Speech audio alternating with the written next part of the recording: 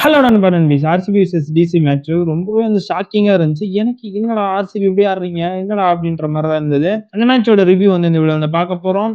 அதே மாரி ஆர்சிபி வந்து நெறைய மிஸ்டேக்ஸ் பண்ணியிருந்திருக்காங்க. டிசி ஃபுல் டாமினேஷன் பண்ணிட்டாங்க ஆர்சிபிய. வந்து நம்ம சின்னசாமி ஸ்டேடியத்துல வந்து இவ்வளோ டாமினேஷன் பண்றாங்கன்னும்போது ஆர்சிபி ஃபேன்ஸ் கொஞ்சம் கஷ்டமா தான் இருக்கும். ஹானஸ்ட்டா வந்து நெறைய மிஸ்டேக் பண்ணியிருக்காங்க. அதெல்லாம் என்னென்னன்றத இந்த வீடியோல பார்க்க போறோம். RCB versus DC match review தான் வந்து பார்க்க போறோம். இந்த வீடியோல இந்த ஃபுல் மேட்சோட break down and plus turning point and வந்து எந்த பிளேயர் வந்து சூப்பரா பெர்ஃபார்மன்ஸ் பண்ணாங்க அப்படின்றத ஆர்சிபி பொறுத்தவரை இந்த ரிவ்யூல வந்து சொல்ல போறேன்.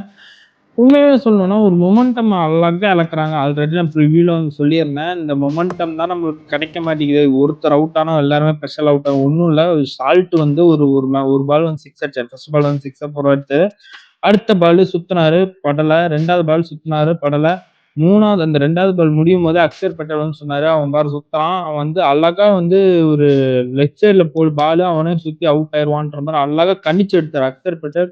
சால்ட்டோட விக்கெட் அழகா கணிச்சு எடுத்தாரு. இதுதான் அந்த நம்ம பண்ணக்கூடிய மிஸ்டேக். நம்ம என்ன பண்றோம் அப்படின்னு வந்து பாத்தீங்கன்னா, நம்ம வந்து ஈஸியா டக்குன்னு அடிக்கணும், எல்லாருமே வந்து முடிச்சிடணும் அப்படின்ற மாதிரி நினைக்கிறாங்க. ஒருத்தர் வந்து நின்று சால்ட் வந்து நின்று ஸ்டேபிளா ஆடி இருந்தாருன்னா ஒரு செஞ்சுரி போட்டிருக்கலாம் அவரு. ஆனா 66 அதை அடிச்சிட்டு இருந்தாரு. சுத்துறாரு. ஒரு பால் சிக்ஸ் போயிருச்சா, இன்னொரு பால் வந்து ஸ்ட்ரைக் ரொட்டேட் பண்ணிருக்கலாம், அந்த மாதிரி பண்ணியிருந்திருக்கலாம். சுத்துன்னு சுத்துறாரு. அடுத்த பால் மாட்டல, அடுத்த பாலாச்சும் ஸ்ட்ரைக் ரொட்டேட் பண்ணியிருந்திருக்கலாம். அடுத்த பால் சுத்தி அவங்க கணிச்சிட்டாங்க. சரி இவன் ஏதோ சுத்தி தான் பட போறான் அப்படின்னு சொல்லிட்டு த்ரோயர் பால் போட்டு விக்கெட் எடுத்துட்டாங்க அவரை. இந்த மாதிரி ப்ரெஷர்ல டக்குன்னு அவுட் ஆகுறாங்க. ஒரு 170 போன மேட்ச்ல நான் சொல்லியிருந்தேன். நம்ம லக்னோ மேட்ச்ல 150 தான் வந்து அவங்க டார்கெட் வச்சிருந்தாங்க. 150ன்னும் போது ஒரு சின்ன டார்கெட் டக்குன்னு நாங்க வந்து சேஸ் பண்ணிட்டோம். ஆர்சிபி வந்து ஈஸியா வந்து சேஸ் பண்ணிட்டாங்க. அதான் நான் சொன்னேன், ஒரு 150 டார்கெட்ன்றது பரவாயில்ல. அதே நான் இந்த மாதிரி 170 நம்ம அடிச்சு அவங்க வந்து ஈஸியா வந்து 170 நம்ம அடிக்கணும்னும் போது எப்படி அவங்க அவுட் பண்ணாங்க. நித்தேஷ் சர்மாலாம் வந்து பாத்தீங்கன்னா பேட்லயே பட மாட்டேங்குது. குருநாள் பாண்டியா வேற அவுட் பண்ணி விட்டாரு. இந்த மாதிரி மிஸ்டேக் நிறைய வந்து பண்றாங்க. ஒரு மொமெண்டம் இழக்கிறாங்க. அதே மாதிரி பவுலிங்ல நல்லாவே போட்டாங்க. நம்ம புவனேஸ்வர் குமார் சூப்பரா வந்து போட்டிருந்தாரு. எனக்கு தெரிஞ்சு அவரு தான் வந்து 3 விக்கெட் ஏதாவது எடுத்திருந்தாரு. சூப்பரா போட்டிருந்தாரு.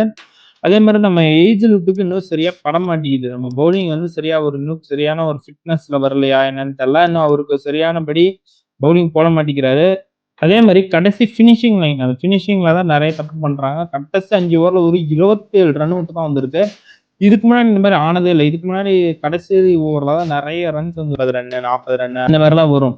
ஆனா இந்த மேட்ச் பொறுத்த வரைக்கும் ஆர்சிபி டிசி மேட்ச்ல டாமினேஷன் பண்ணியிருக்காங்க டிசி.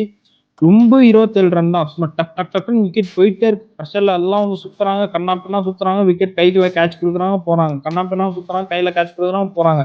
இதே ரொட்டீனா நடக்குது. கேஎல் ராகுல்லாம் ஒரு ஆர்சிபி தான். ஒரு பெங்களூர், அவருக்கு இந்த ஸ்டேடியம் எப்படி எப்படி ஆடணும்னு அவருக்கு நல்லாவே தெரியும். அதெல்லாம் போன ப்ரிவியூல வந்து சொல்லியிருப்பேன்.